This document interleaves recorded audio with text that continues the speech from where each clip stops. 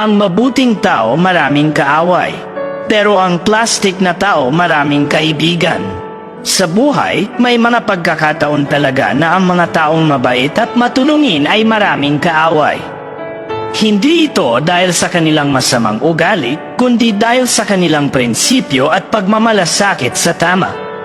Sila ang handang lumaban para sa katarungan at itaguyod ang kanilang mga paniniwala. Sa kabilang banda, may mga tao rin na tila plastikado.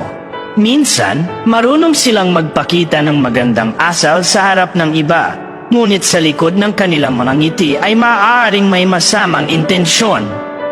Kadalasan, ang mga ito ay mga oportunista na handang isantabi ang kanilang prinsipyo para sa pansariling interes.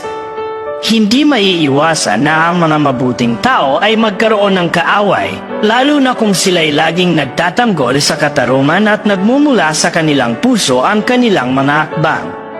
Subalit hindi ito dapat maging hadlang sa kanilang pagiging mabuting tao. Ang tunay na halaga ay nasa kung paano natin inuukit ang ating mga pagkilala at prinsipyo sa buhay. Hindi ito nasusukat sa dami ng kaaway o kaibigan, kundi sa integridad ng ating mga kilos at desisyon.